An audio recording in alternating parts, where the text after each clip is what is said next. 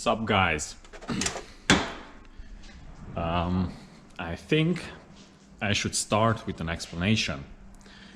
Why on earth haven't I made a video ever since the last one? Well, mostly it's because of my hand. I show you what happened. I went to the workshop and pretty much got my left hand. It's not that bad, but anyway, it's not nice. And yeah, mostly my hand. And we are pretty full, lots of work to do on clients' cars, so I didn't really have time to work on my own ones. But those who have who are running a business or something might know that usually you have to sacrifice your projects and your time just to fulfill the client's needs, but you must do it. What I have done is, let me show you, this is the engine from my E-Class. And as you can see, this is just put on. So this is an OM605, for those who don't know. And just look at that pre-chamber. As you can see, it has got that ball in it. Ignore all that rust and stuff around it. That's not normal, but that's not the cause why this engine pretty much failed. And now look at cylinder number 3. And there's no ball. 4, there is that ball. 5, there is that ball. 2, there is. 1, there is. So at cylinder number 3, I pretty much melted the pre-chamber. Great success. So, I actually found the reference number, but I did not order it. A pre-chamber removal tool, because I don't have one. And I am going to fix it and build this engine pretty bulletproof and throw it in the budget build, and we'll have some fun. But until then, I thought that if I really can't work with my left hand now, I will show you some of the stuff that we do at Metskov Engineering. So stay tuned. Well, this is a pretty good example of what we do. It's a client's car, and all the suspension parts are brand new. I mean shocks, CV joints, stuff like that. Even the dust cover at the rear brakes, brake cylinders and so on. The arms, these are pretty weak on the Volkswagen T25s. This is the model, T3. And it's because they rust over here and over here from the inside out, because you have all the water and everything entering over here, and it will stay in these arms and will rot from inside out. But these are, we unmounted them, we sandblasted them and powder coated them. The springs are new as well, and lots of stuff like the gas tank. In the front, pretty much everything is new as well. All those, everything that's consumable is pretty much changed. I also had to weld over here some new plates, because they were oval and normally they should be circles formed, whatever. And let me show you the party end of it, because it's not about only the suspension and brake parts that it was here. I will show you also what's in the engine bay, because that's the most interesting part, I think. I will show it later.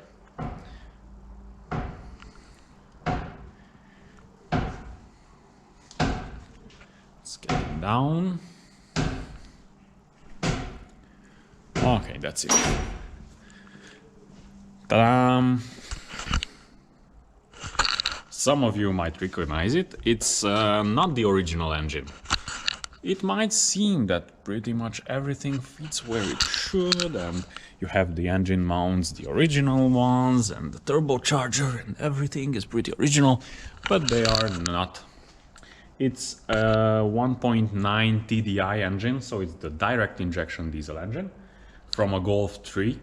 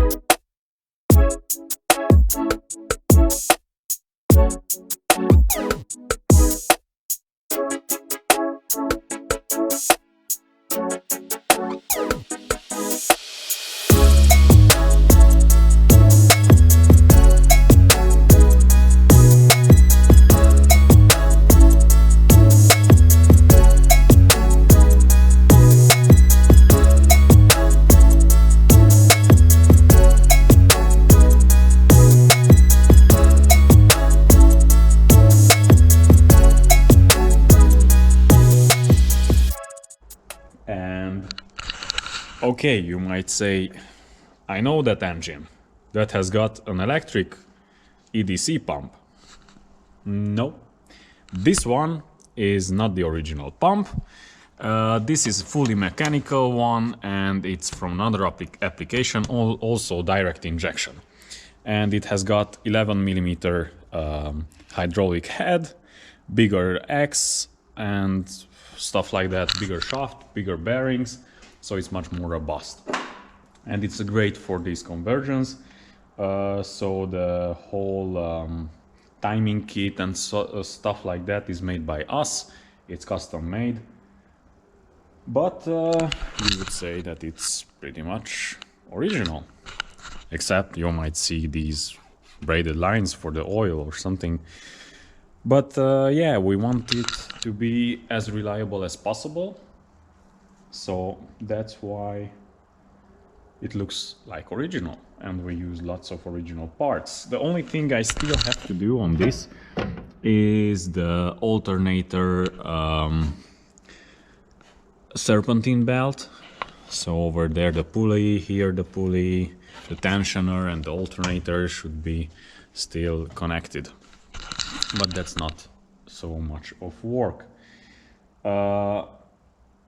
Yeah, we use lots of original 1.6 turbo diesel parts, like the manifolds and stuff like that. So it's pretty much as bulletproof as the original was, except that the 1.9 TDI is, much better with performance, with fuel economy, with starting, and pretty much in every way. Performance. No.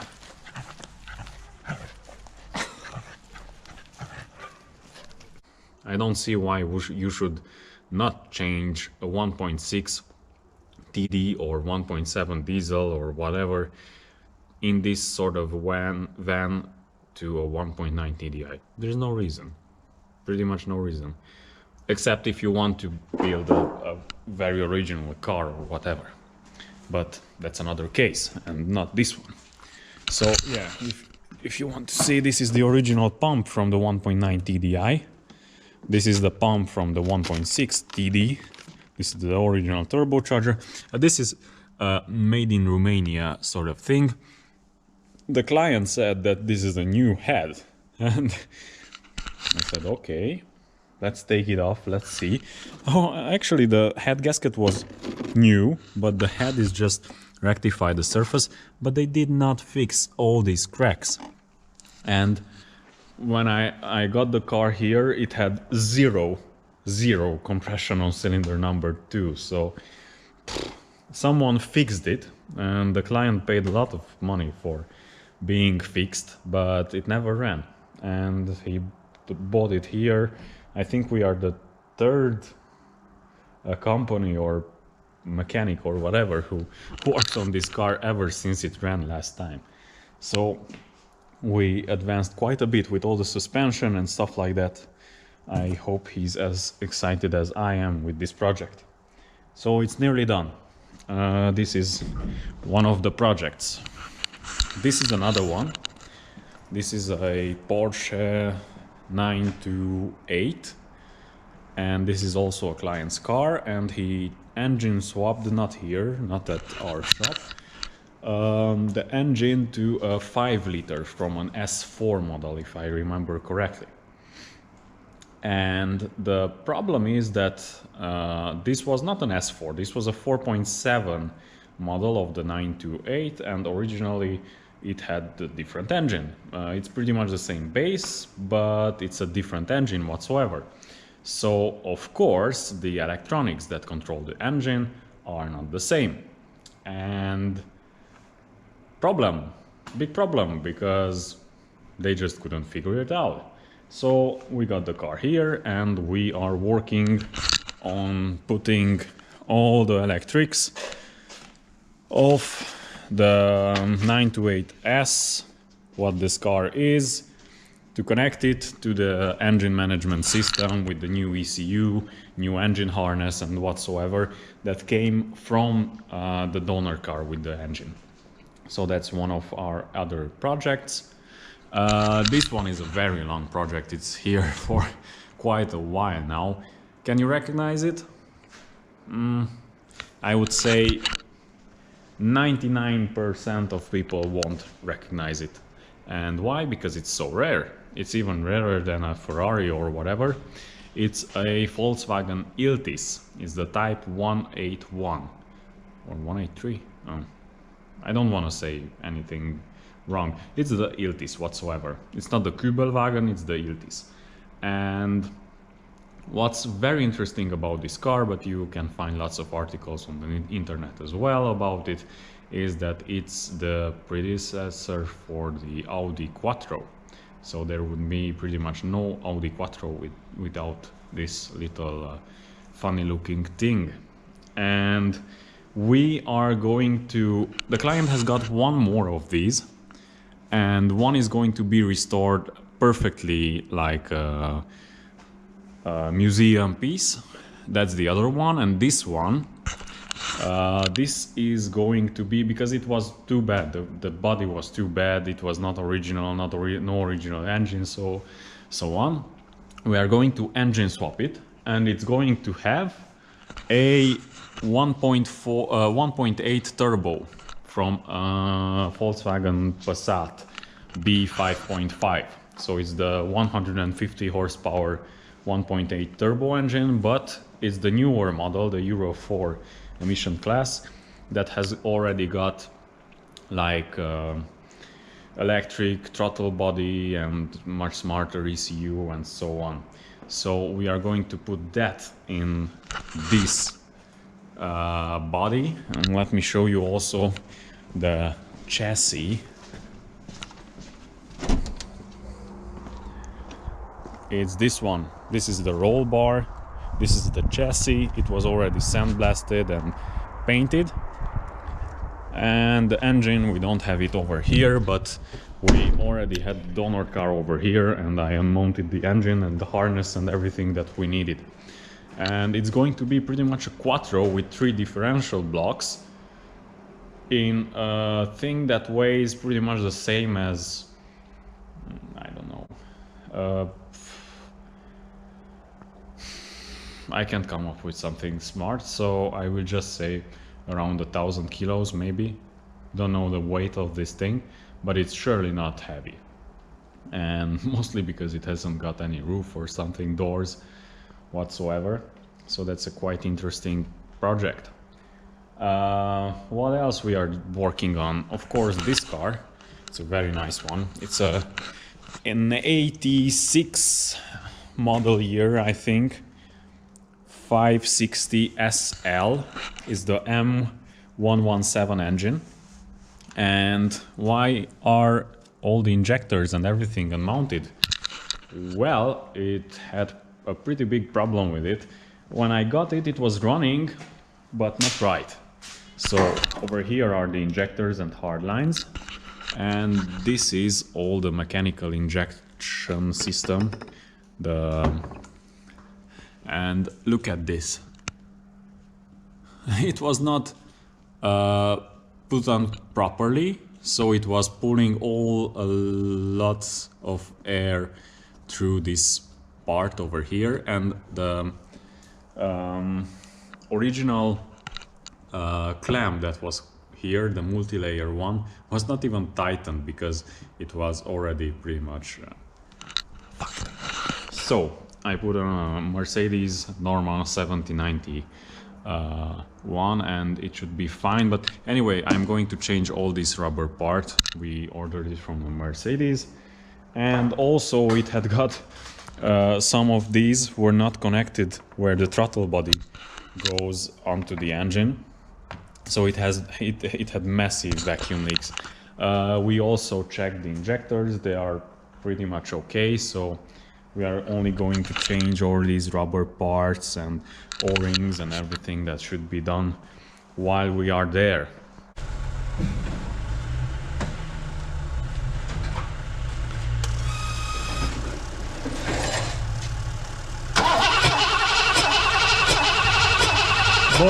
But that's another interesting project. What else we are working on is this Mitsubishi Delica. It's quite a rare thing as well. It's a 7-seater with it can be transported in a bed, and we just finished installing the head because it's the 4M40 engine, and they are very known for breaking the heads. I mean, breaking it in all the ways possible. It was so warped that even the guy who is doing the heads for us said that he has never seen anything this bad.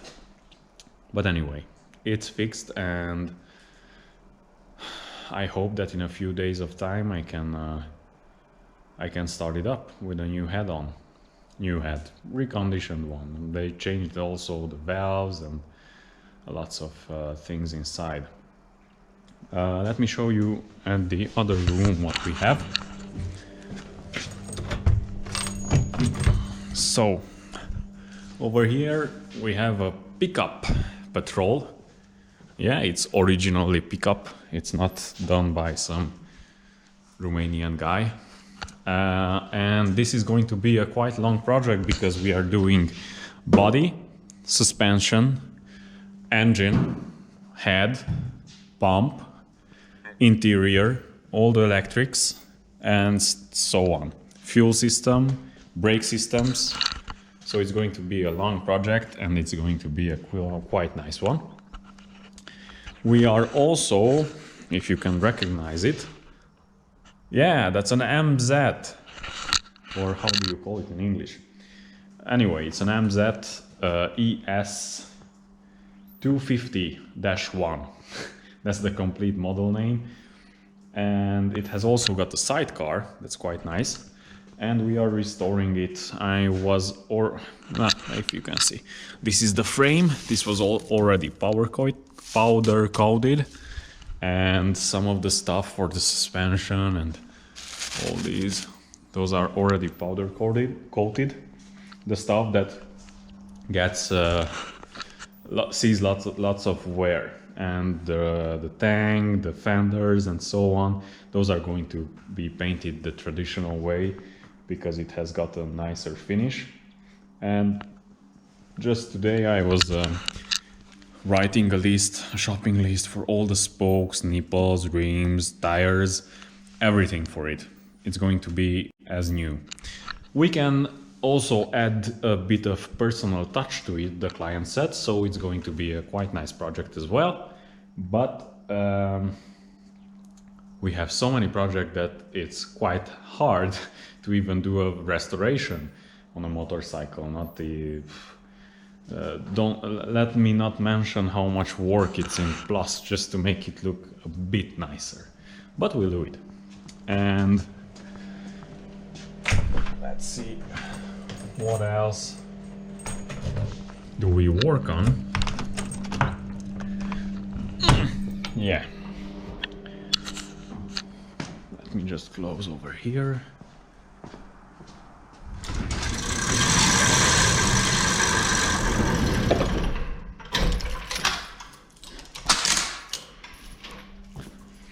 So, we are also working on another Nissan Patrol. It's Mark's car. He's got actually two Nissan Patrols.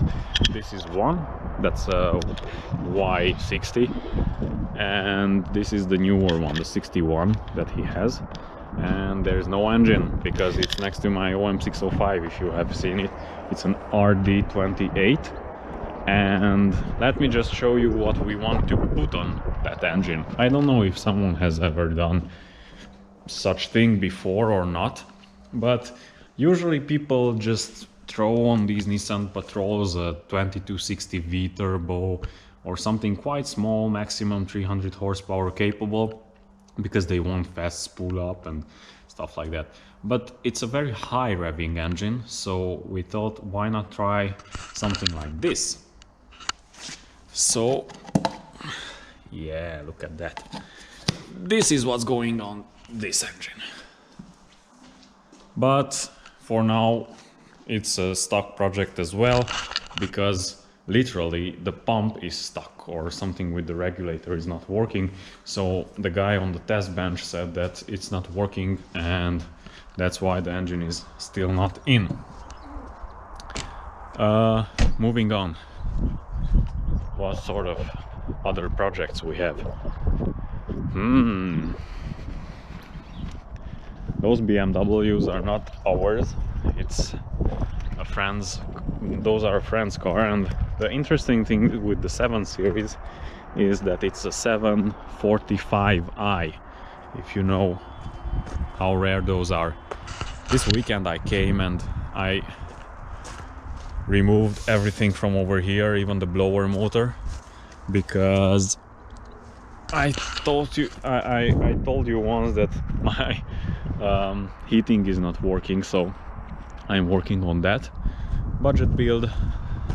This is going to be a very nice project. Tell me if you want to see some videos on this, because soon I will start restoring it, because it has got a bent chassis. So I must do lots of work on this. It's my car now. It's quite funny to say that, but it's pretty much my car. I bought it and I want to do it because with this car in 2018 with a good friend we went to Magadan and back, and it's the sort of car that deserves this much attention and this much work that it needs to be done to it, to make it just roll and drive and everything again. It starts even now. It's quite funny that this 1HDT just fires right away. But yeah, tell me if you want to see the videos on that. This is another client's car, and it's a quite interesting one because of what it has under the bonnet that's held by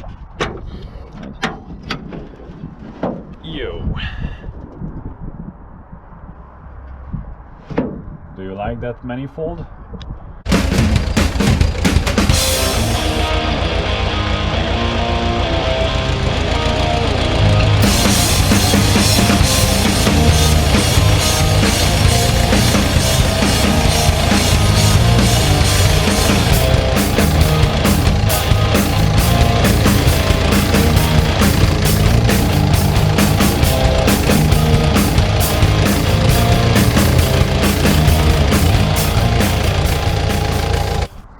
this is a fully custom stuff. It even has got different engine mounts, different oil sump, pretty much every sort of piece that you can imagine is custom made by us, except the electrics, because that was done by someone else and it's shit. But anyway, I'll cut to the footage.